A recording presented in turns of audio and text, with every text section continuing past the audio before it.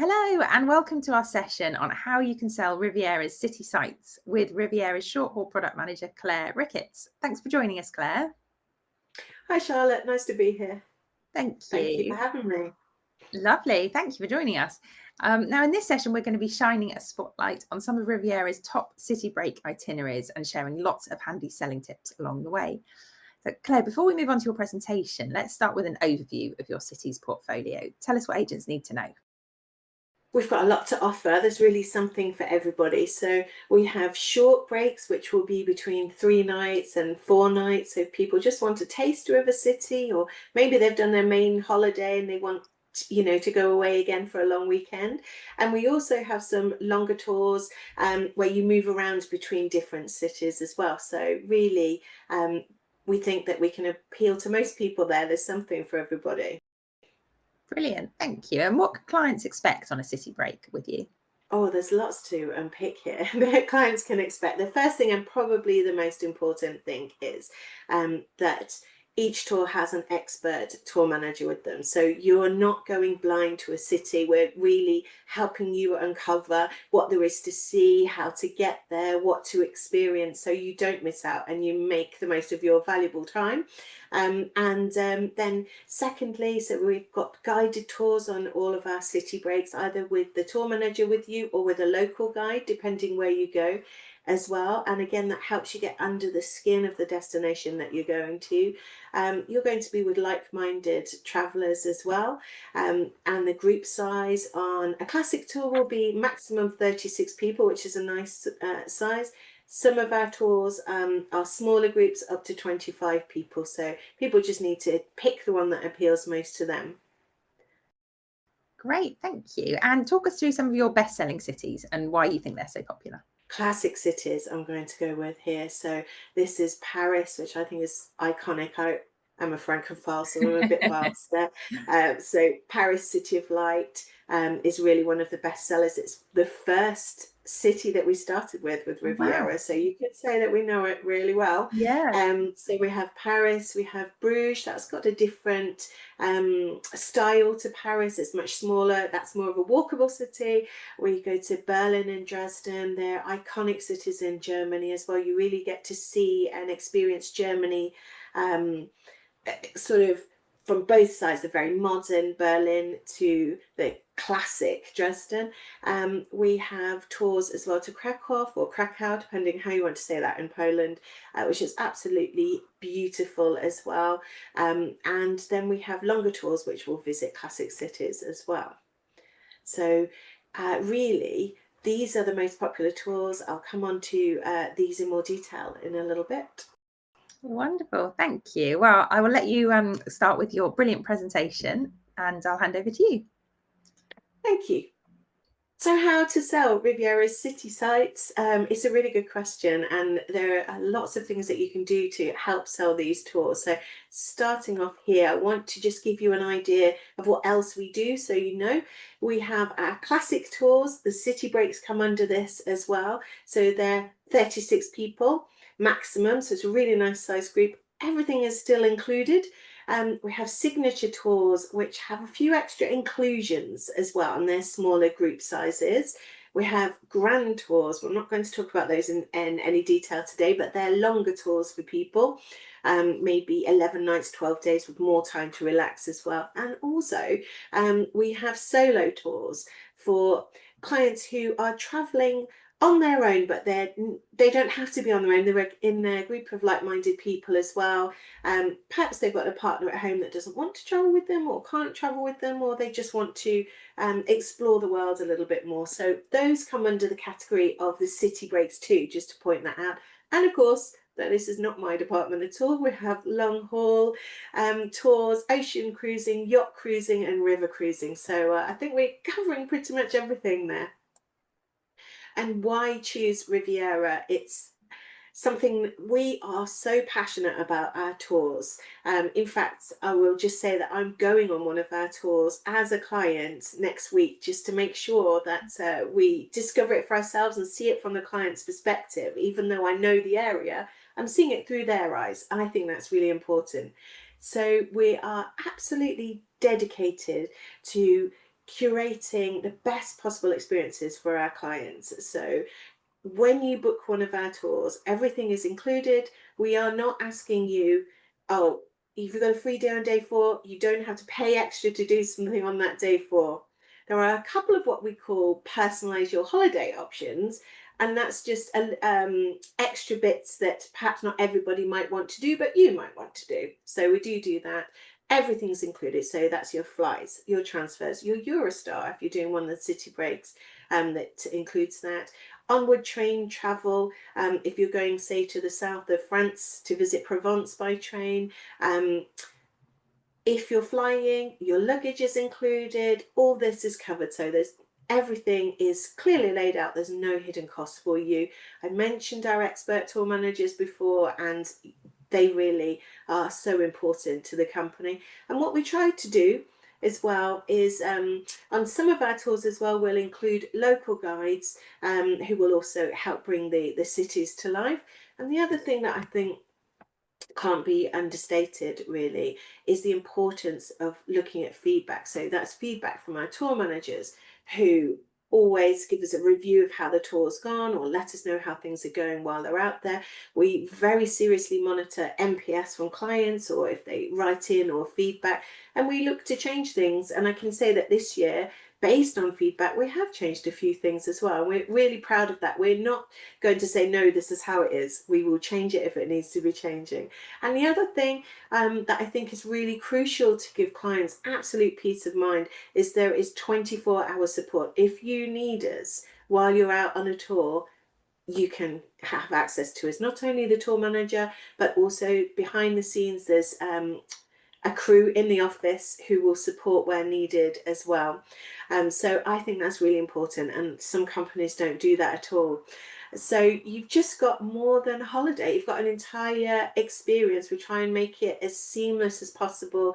We craft it, we listen to feedback, and you are supported, and the client is supported every step of the way. A little bit more information of what's included. So I mentioned the flights, but it's important to note that where the tour has a flight, we have choices of regional airports from around the country, including Scotland as well. So 14 regional airports we work with, so you don't have to go down to London if you're from Manchester area. There's a choice there. The same with the Eurostar, and we can offer regional train tickets down to get the Eurostar as well at a reduced price as well, so that's really handy to know. We choose all of our hotels based on how well they suit to the tour, so they are handpicked hotels in really good locations. So whether that's near to public transport or centrally located where you can walk to things, or it fits in with the touring aspect of the tour, that's what we do. We try and balance things with the right amount of free time as well as the included excursions. Every single tour has breakfast included. It has all the city taxis included. Some of them will include some meals as well. I keep telling you about the expert tour managers, but they're there to look after everyone throughout. I mentioned the luggage as well. And I did say about group sizes, but this year the classic tour sizes reduced from what was 50 to 36, and that makes a really big difference as well. So just to go on to, yes, Paris, this is, I actually started out as a tour manager when I first started working for Riviera, which was a really long time ago. And Paris was one of the first tours I did, and I think it's entrenched now in my heart. I really, really like it. And I think the thing that's really great about it is that you can get this sort of iconic city guided tour. There's stops for photos as well, and we also include a night tour. So I think Paris, it's called the City of Light, so it's really, really different at night time with everything illuminated and lit up. So it's a really nice tour. We go out to Versailles as well, and people, you can choose if you want to go. Not everyone wants to go into Versailles. You might have been there before, but you can pre-book tickets through us if you do want to go into Versailles. You may just want to only go into the gardens, or I will give you a top tip here. The actual town of Versailles is absolutely beautiful. It's got a lovely market and really nice restaurants as well. So that's a good thing to do too. People want to as well, when we're back in Paris, There's the option to go to the Paradis Latin Cabaret show as well. If you want to see the Can-Can, it's a cultural kind of icon of Paris, if you like. It's actually, a theatre was built by Gustave Eiffel. It's really interesting inside. So it's a jam-packed 3-day tour, that one. Bruges, Bruges is lovely. It's a medieval city. Everywhere is walkable. It's got, just feel free to explore the back streets and the canals, because everywhere you look, there's something really beautiful to look at. So we'll have a guided walking tour of that. It's way too small to do a coach tour of Bruges if you've not been there. Try not to be distracted by all the chocolate shops as you're following the tour. The clients are, and then the tour manager will let you know of different things that you might want to do for the rest of your time. Perhaps visit one of the oldest breweries for a tour. There is actually a chocolate museum, which is very dear to my heart. You can also go to the chip museum. The Belgians think that they invented the chips. There's a lot of debate about that. It's a lovely relaxing break, I would say. Really good for shopping as well, Bruges. Then on day 3, if people want to join us, we go out to the First World War battlefield. So we'll visit Ypres. Again, Ypres is a beautiful city. It was completely rebuilt after it was destroyed in the First World War. So it's amazing to see what can be achieved there. It's lovely to wander around, and we visit the Menin Gate and Tynecott Cemetery. But if people don't want to do that, then stay in Bruges. Have a look around the art galleries, museums, what people watch from the main square while you're enjoying a drink and a snack or something like that. So it's a really, really relaxing break, I would say that. Krakow, again, it's one of those iconic cities. If you haven't been, you really should go. Absolutely beautiful. We have a tour. Our tour managers there are local as well, so they have been working with us for a really long time. So just like the other tours, we're including all your transport there, your hotel accommodation and breakfast. You have a tour of Krakow as well, so you can discover it. And actually, Polish food is really interesting. It's not something that we really speak about much in the UK, but a lot of people really enjoy going there and exploring the food trails around in their local markets. We also go to Auschwitz on day 3, but just like I mentioned with Bruges, you don't have to do that. It's a very sensitive subject for a lot of people, and you know, it can be a bit too close to home for some people. So for those folks, just stay in Krakow and explore that a little bit further. There's plenty to do as well. If you want to, you can actually visit the salt mines, which, you know, when you just say salt mines, don't think that's that interesting. But what the miners did was carve out a cathedral out of salt. I don't know how they did this. It's absolutely amazing. It has to be seen to be believed. Berlin, Dresden, Meissen and Colditz. I think this is really fascinating. So the tour either starts in Berlin or it starts in Dresden and it operates in reverse. Berlin is, you know, this is a city that lived with a dividing wall up until 1989, east and west, and how the cities come together after that is really amazing. So you will get a guided tour on the coach to explain that and to see the sites as well. The hotels are really well located for the tour here as well. Then when we leave Berlin, we drive down to Dresden and we'll visit. I'm just going to skip ahead onto this next picture to Colditz Castle there. That's the bottom right hand picture there. The film The Great Escape was based on British soldiers who escaped Colditz. So you have a kind of interactive tour there with them, and it's really, really fascinating place. And then before we get to Dresden, we stop at Meissen pottery. And when I first went there, I have to say, I've never figured that I was a really big fan of pottery. It wasn't my thing. And I did the tour of Meissen, and it's amazing. Everything is created by hand still today in the same way that they did before. You know, the original Meissen designers were kept in prison there so that they couldn't make pottery for anybody else. Not these days though, but it's a fascinating place. There's a little picture of the what's left of the Berlin Wall there.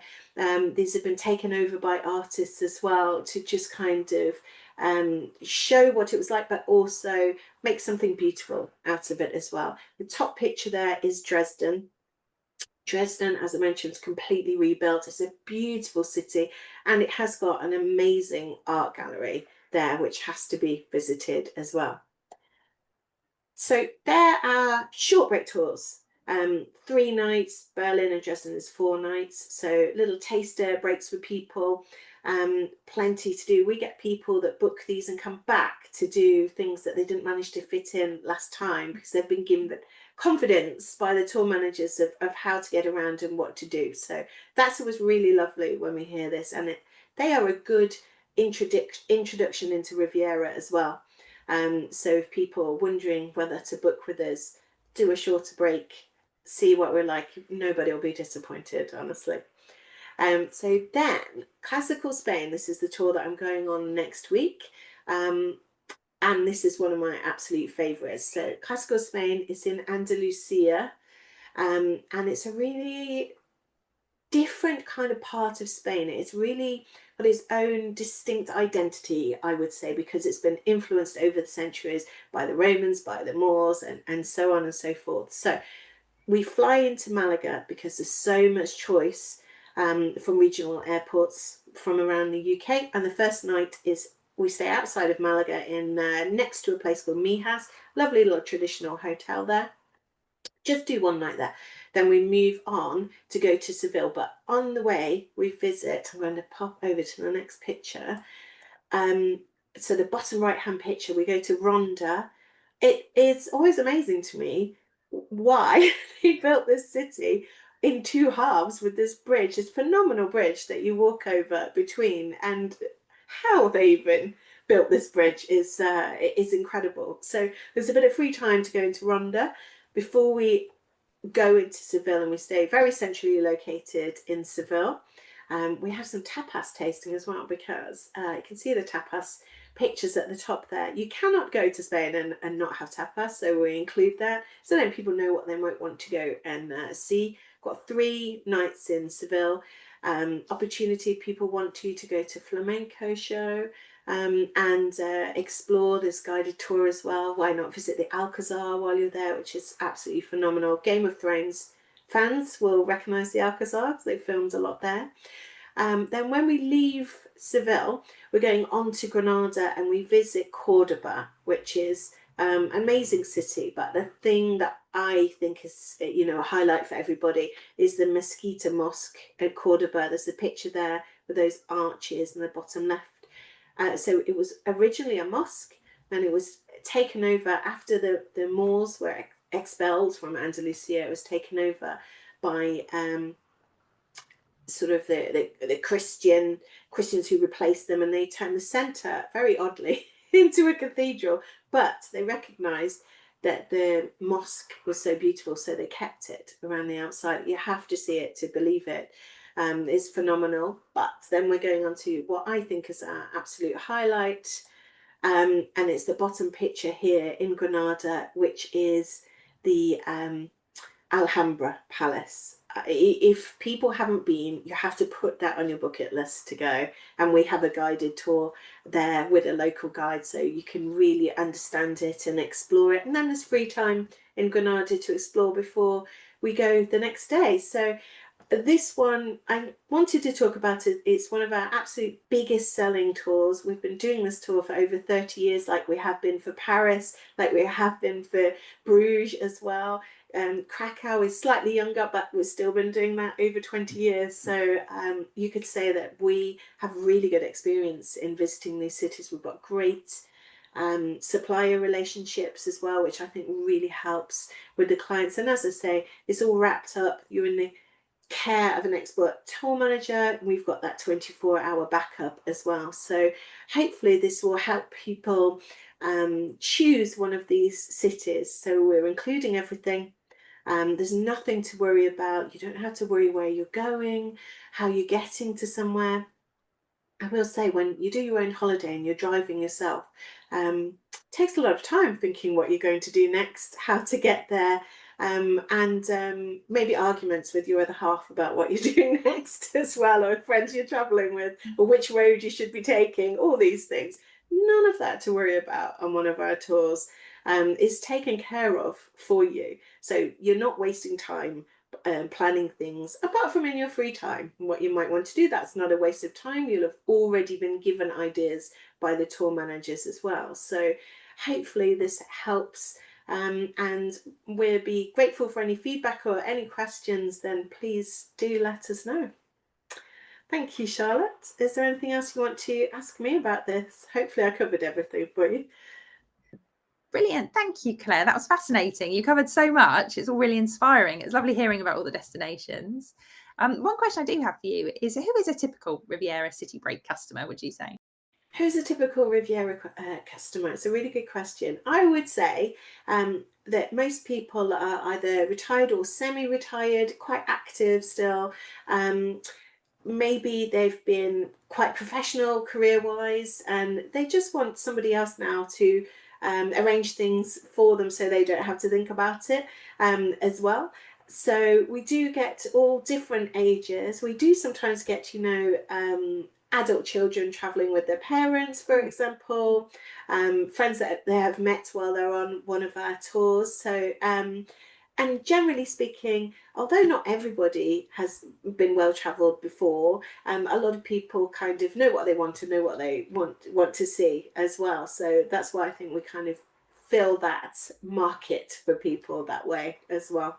That will help agents work out exactly who, from their sort of current database, they could pitch your trips to. So thank you. You're welcome. Thank you very much. It's been lovely being here. Thank you for having me on here, and I hope that I've given the right amount of information for everybody, and to be able to sell our tours, and just to say that we are really proud of them. So thank you for considering us, really. So thank you very much, Charlotte. Brilliant. Thank you, Claire. We're now going to be moving on to the Q&A section of this session. And one of Claire's colleagues is going to be helping us with that. So please do pop any questions that you have in the box and we will go through those for you now.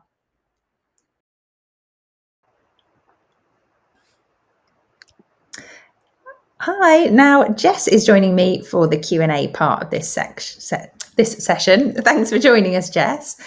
Thank you for having me. Could you give everyone a bit of an introduction to your role at Riviera? Yes, of course. So I'm Jessica. I work in the trade sales team here at Riviera. I've been here now for just over 6 years.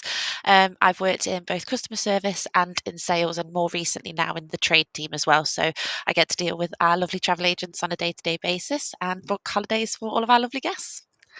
Fantastic, thank you. Now, before we run through all of your questions, I wanted to remind everyone about the polls tab, because when you answer the questions in there, you'll be in with a chance to win a place on a fantastic fam to Morocco. 5 lucky agents will win a place on Riviera's Marrakesh and the Atlas Mountains escorted tour this November, and it looks absolutely brilliant. So you don't want to miss that. Make sure you've answered those questions. So in the Q&A section, we've got lots of love for Andalusia, which is lovely to hear. But a question here from Gail. She says, if you could you combine these city breaks with river cruises, such as in Paris? Is that an option, Jess? They're not quite combinable. However, with the river cruises, we do offer hotel stays where they can stay on a bit longer after the cruise. So for example, with the Paris tour, the equivalent I would suggest for that would be not quite for Paris, but the Burgundy, Riverone, and Provence cruise offers a lovely extension in Lake Geneva. So they would stay 3 nights there at a hotel, and also our Blue Danube cruise, one of our best sellers as well. That does a great 3-night extension in either Vienna or Budapest as well. So there are city breaks that are sort of tied with the river cruises, but not the particular ones that Claire's covered that would be combinable. That's all. Oh, brilliant. Thank you. That's really useful. And then Danielle has asked about adding on those regional UK trains, and she'd like to know how far in advance you can add those in. Yep, so we can add on regional trains at any point, actually. It's the timings that we don't get until about 3 weeks before. So the good thing as well with booking regional trains, though, with ourselves is whilst we can't use senior rail cards as such from guests, they would actually never pay any more than about £80 per person for a return ticket. And that's from most stations in the UK because we have discounted rates. So whilst we can't quite use their rail cards themselves, we'll get a good rate anyway. They won't pay any more than £80, but we can add that on at the time of booking. It's just the timings that are usually confirmed 3 weeks before. Oh, brilliant. Lovely. Thank you. And then Tracy has asked if it's possible to deviate the flights on the classical Spain tour or possibly on any tour in case clients want to add on an extension. So at the moment, we have just recently introduced our travel concierge team that can look at alternative flights on our river cruises and our long haul products. However, at the moment on European, we do have a lot of regional flights in the UK available from, like East Midlands, Leeds, Bradford, Newcastle, smaller airports as well. So we do have a lot of different regional airports available on the European tours. So whilst we don't currently offer our travel concierge service, which can look at alternative flights on the European tours, we do offer that on river cruises and long haul holidays. Brilliant, thank you. And we've got another question. Are there any plans to extend the City Breaks portfolio by adding in more cities? That would be a fantastic question for Claire, because that is exactly her role there in the product team. She puts together those tours herself. She goes out, and creates that whole itinerary. So I know they're always working on some fantastic things. So perhaps 2026 we may see some new city breaks in the program, maybe. Fabulous. Watch this space. Definitely. Fabulous. And do you tend to get sort of typical questions and queries from customers, the sorts of things that it might sort of be worth agents knowing in advance that customers might ask? Quite often we're asked about like sort of tipping with guides and Okay. coach drivers as well, because nowadays a lot of places are cashless. It's not often Yes. really where guests will need to go out and get cash, but it's always handy to have some change on them. And we usually say for coach drivers, local guides, it's nice to have a euro here or there to just pass to your driver, sort of thing, as customary. But that's something we're asked about quite a lot, because of course on river cruises you would have like gratuities, but yes, with tours slightly different with the different guides and coach drivers. Yeah. Brilliant, thank you. Lots of love in there for the presentation. Thank you, everyone. And Jess, what about things to pack? Are there any sort of top things that agents could sort of recommend to their customers to make sure they get in their Yeah. suitcase? Always a good pair of walking shoes, definitely, because of course we do have a couple of walking tours. They're not too Yeah. strenuous, we don't hike as such, but they could be on their feet for about sort of an hour and a half, sometimes up to 2 hours at a time. So good pair of comfortable walking shoes. I'd definitely say as well, some places, particularly in the summer where we might be on those tours, we might be in sort of overexposed places where there's not much shade. So always good to have a cap as well, or a hat, and sun cream, of course, can't forget that. But yes, definitely, I'd say good pair of walking shoes, and also a rain jacket, because you never know. I did our Pompeii, Capri, and the Bay of Naples tour. We had lovely sunshine the whole week, and then the day that we went to Capri, still to this day, I've never seen rain like it. So Oh, always gosh. good to have a light rain jacket as well as the sun hat and sun cream. Perfect, thank you. And what do you find sort of the aspects of a city tour are that clients really, really love that agents could perhaps use as a hook when they're selling?